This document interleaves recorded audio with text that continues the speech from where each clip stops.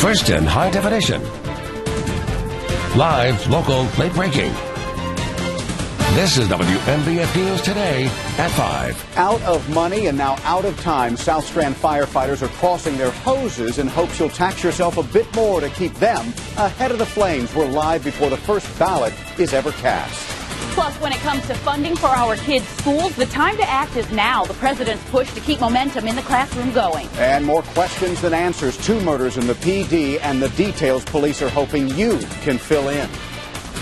But first, let's get a check on those temperatures this morning. Feeling pretty nice. I think the luck of the Irish is with us today. 59 in Conway right now, 60 in Florence, 54 in Darlington, and 63 in Myrtle Beach. So temperatures a little all over the place, but overall very comfortable, leading to a gorgeous and sunny morning commute. Temperatures for the most part will be in the 50s all the way through 8 o'clock, getting into the 60s for everyone, not just the Grand Strand, by the time we get to 10 o'clock this morning. And heading into lunchtime, we break into the 70s, 72 room temperature for your St. Patrick's Day for lunch out on a patio. Absolutely gorgeous. Lots of sunshine even by dinner time tonight, still hanging on to 75 degrees. All right, sounds great. Thank you, Marla. Today is a very important day to get out and vote for those of you living in Murrells Inlet and Garden City. Yeah, a millage increase is now on the ballot. Katrina Helmer is live at Fire Station number 1 in Murrells Inlet to explain why officials say this is so important to your safety. Good morning. Well, good morning to you. Now, when we talk about millage rates, it's really easy to tune out, but this one is very important for every resident, tourist, and anyone traveling through Murrells Inlet and Garden City. And the reason is because the small increase could generate enough money to keep the fire department out of debt, create a whole new station, and make sure that they have enough manpower to keep all of you safe the minute that you need help. Now today, starting at 7 a.m., that's when you can cast your vote in favor or against a referendum to increase Murrells Inlet Garden City Fire Rescue's property tax millage. Now, the current millage rate is 10, which ranks them 11th lowest in the state. They're asking to increase to 14. Now, the simple increase would generate an extra $900,000 in the first year. To put that into perspective, the state average is actually 22.3 mils, more than twice what MIGCFR currently gets and has been getting for 2 decades. Horry County is at 21 mils. Georgetown County is at 29 mils. You'll be paying for the cost of building a 4th station and the manpower to go along with it, 9 extra first responders. It'll also pay for general expenses at all 4 stations. Many of the nearby businesses support the millage increase 100%. I think the taxes will be a huge benefit to the firefighters, having an extra station, getting caught up with technology. Safety for them is extremely important. We're completely behind them. Now, if the increase doesn't pass, fire leaders tell me the next step would be cutting manpower. This year, they've already approved a $177,000 deficit, and cutting manpower would be the next step. Now, coming up in the second half hour, I'll explain just exactly how much this increase would cost you and how it could potentially save you some money in the long run. Reporting live in Murrells Inlet, Katrina Helmer, WMBF News. 5:03 is your time. A traffic alert for you right now about the Highway 31 project. Road crews will have the right shoulder closed on Peachtree Road starting today through Friday. We're told that the closure will extend 1.7 miles from Dick Pond Road. Right now, a family needs your help to find their missing teenager. Darlington County Sheriff's deputies say 16-year-old Shanna D. Michael was last seen driving her guardian's car. It's a silver 2012 Honda Accord with a South Carolina tag reading IPR 619. Michael has ties to Georgia and Aiken, South Carolina. If you see or know where she is, please call the Darlington County Sheriff's Office. And new this morning, a man police say stolen goods to Dick's Pawn Shop is wanted. 38-year-old Elijah Brooks is also facing theft charges this morning.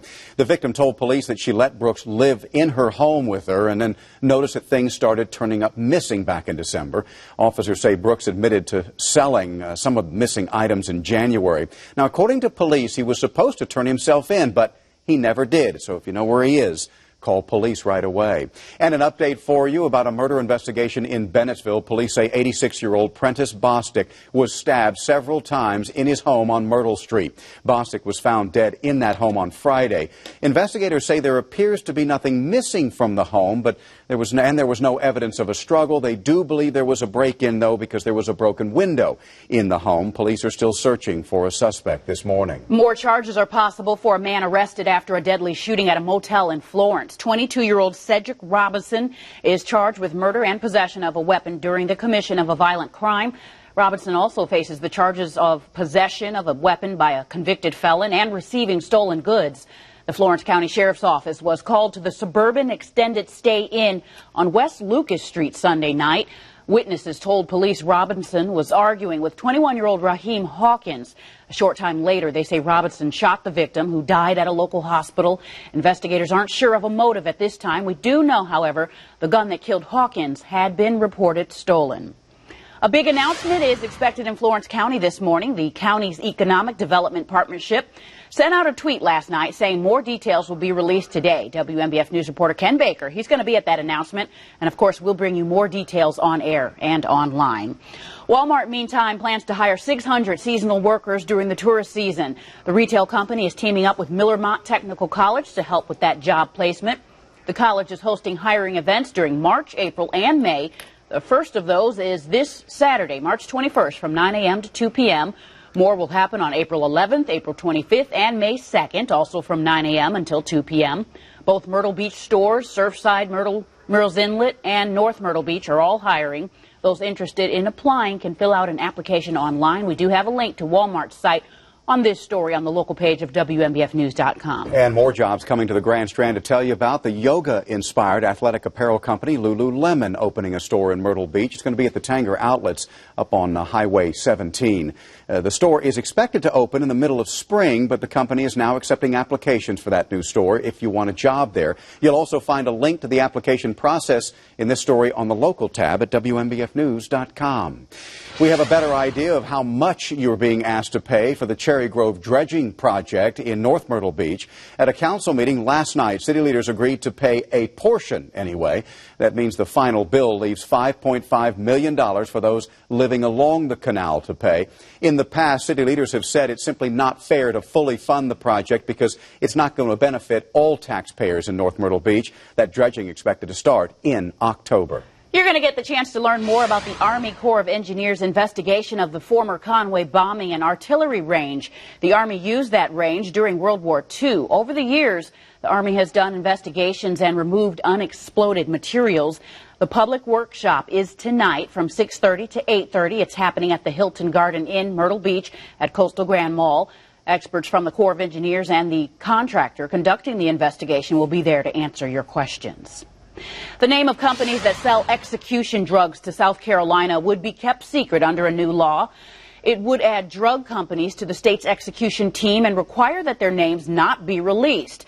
South Carolina has run out of one of its 3 lethal injection drugs and can't find anyone willing to sell more. Corrections officials say they hope this new bill would make companies more willing to sell those drugs. 5:08 now on this Tuesday, and a developing story for you. Secret Service Director Joe Clancy will testify on Capitol Hill later this morning. Mr. Clancy will be testifying before the House Appropriations Committee. Now, although the hearing is on the Secret Service's budget, questions will no doubt be raised about the agency's most recent scandal. You'll remember we told you about the 2 agents who crashed a car into White House barricades, this following a retirement party. Lawmakers also expected to ask the director exactly how that agency is being managed these days. The Obama administration proposing to spend some $41 million to help clear a backlog of unprocessed rape kits across the country. Officials say it'll get more serial rapists off the streets and finally give justice to hundreds of rape victims. An estimated 400,000 rape kits remain backlogged in crime labs and storage rooms nationwide. That means sexual assault cases can't be prosecuted or even investigated. We tested every rape kit. Based on statistical analysis, we could probably, just by doing that and matching them to an existing DNA database, solve 50% of the rapes that are now unsolved. The money for Sexual Assault Kit Initiative goes to state, local, and tribal law enforcement and prosecutors' offices. President Obama wants Congress to set aside more money for school funding. He made that request at the Council of the Great City Schools meeting at the White House. Mr. Obama pointed to improvements in some of the lowest performing schools, progress that needs more money for resources. we are making too much progress now in terms of graduation rates, improved reading scores, improved math scores, increasing standards, increasing access to the resources the kids needs for us to be going backwards now. And this is something worth fighting for. The House and Senate are expected to release their budget real soon. A city in the PD will be featured in a PBS documentary tonight, 180 Days, Hartsville. It takes a look at the nation's poverty and education challenges. Hartsville is being featured because its schools are beating the odds when it comes to poverty. The city has a 92% graduation rate. Tonight, one of the stories you'll see is a single mother who's working 2 jobs to support her family. You'll also see how her son's behavior is threatening his academic future. That documentary will air from 8 to 10 p.m. on PBS. And new at 5 a.m., the next time you book an airline ticket, prepare for a crowded flight. The Federal Aviation Administration has now just released its forecast for airline passenger growth over the next 20 years. It expects the number of people flying to grow by about 2% a year to a total of about 1 billion passengers in 2029. U.S. airlines alone say they already serve more than 2 million passengers a day, those calculated from 2014.